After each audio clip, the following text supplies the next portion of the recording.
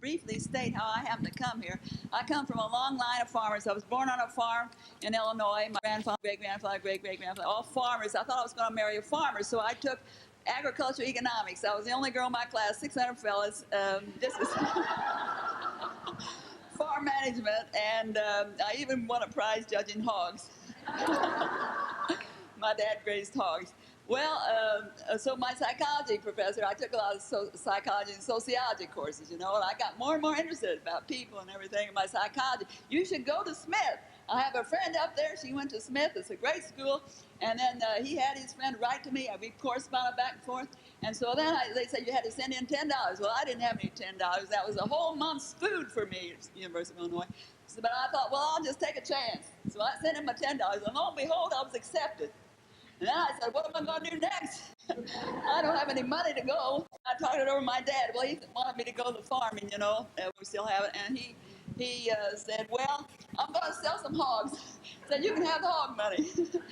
So that was $250, and that was just enough to get here because I didn't know what was going to happen afterwards. So this was in the Depression, 1939. So what was I going to do? Well, I started a little hairdressing shop over here in the dorm.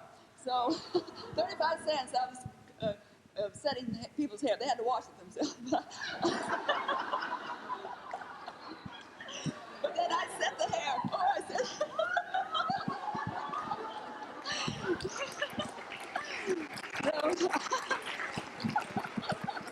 So I got 35 cents now and then. Enough for stamps to send back home. And so then we got out in the field work, out there in Providence, Rhode Island. Well, what was I going to do? So then I said, well, I'm making rugs, so I'll save hose. So people give me hose, so I just sew up the runners and wear the hose. So anyway, I got by, and here I am, 45, I don't know how many years later. So we were here at the time when Dean Parod was here. Just want to tell you the meaning it had for me when I came from a little town in Saskatchewan. Actually, it's a city called Saskatoon, Saskatchewan, and Dean Parod was there this past 2 years. He knows where it is. And I don't know how he got his administrative staff to study all the photographs that we sent of us with our applications. But when we arrived, they greeted us by saying our name. I don't know if you remember this, but they all memorized our pictures from our letters. That is the most wonderful feeling. I still think of it every year I come back. Just to make one so welcome when one is so far from home. I was mentioning about Bertha Reynolds, and she was sort of my, to use a business word, ego ideal at that time. She was a wonderful, very modest woman. She taught us our casework, and I've been grateful to her ever since.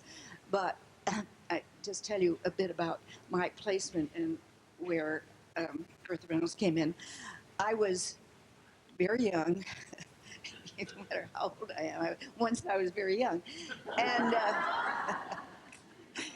and I had a boyfriend. Eventually, I married him, but anyway, it was very Sturm und Drang, and I was living in Chicago, and I wanted to get away, and I had no money, and I didn't know how to do that, and then I was kind of introduced to, or seduced in a way, by a student social worker whose one of her patients was a 10-year-old kid with, I think we would call it now, dyslexia, but at that time we had other problems. And I was at the University of Chicago and was working and needed a job, and I was his tutor. And so I met with her, and I was very impressed by her and by what she told me about Smith. And it seemed to me it was a great way to get away from my boyfriend in Chicago, because then I would go to New York. That was, for a small-town girl from Illinois, New York seemed to be the zenith of living. So I came, and that was the real purpose of my coming to Smith, was was to break up with my boyfriend. I didn't know how else to do it. And of course, they wouldn't dream of placing a 21-year-old girl in New York, particularly a small-town girl, and particularly without any experience at all. So where did they send me? They sent me right back to Chicago. Where, needless to say, I married the boy.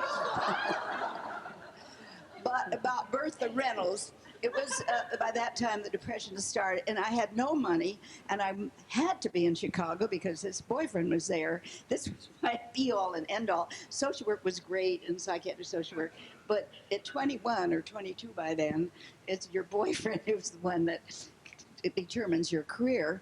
I couldn't get a job, and I had no money, and I had to get a job right away. So I went to, there was a job in family agency in Milwaukee. Well, Milwaukee was not Chicago, but anyway, I did go to Milwaukee, and I was very lonesome, and I wrote to Bertha Reynolds, and would she write to me? And that was my one connection, and she was just darling.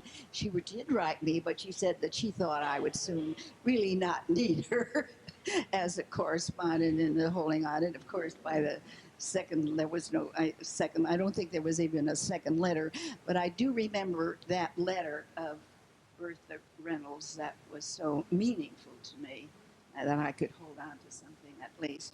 I think maybe I should stop right here while I'm ahead here.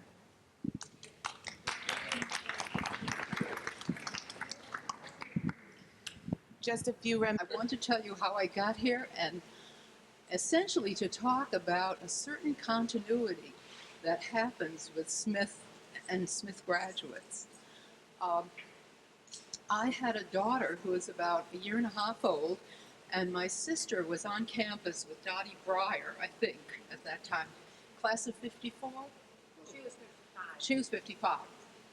And I came up to campus with my little child, and I became utterly fascinated. Before that, of course, I had an interest in psychology anyway.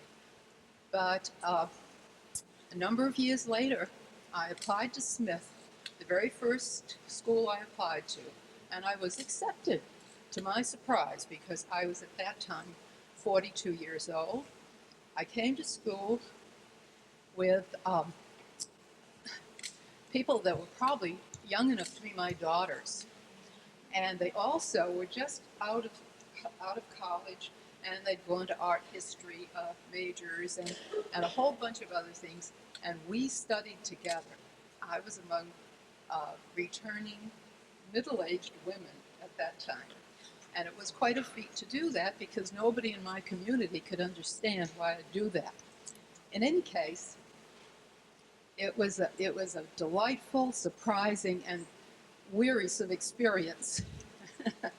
But it was very gratifying because I returned to Rhode Island, and I worked for 18 years at a psychiatric hospital, which grew. The social service department was like 3.5 people when I came, and now it is something like 13 and plus 16 or something of that sort. And beside me here, one of my classmates, Marge Lederer, with whom I studied sometimes, and this is Laura Drury, who was at the hospital in a different capacity and was convinced to come to Smith. So I think there's something about the education at Smith, or what we carry away with us, that is contagious. And I just want to share that with you.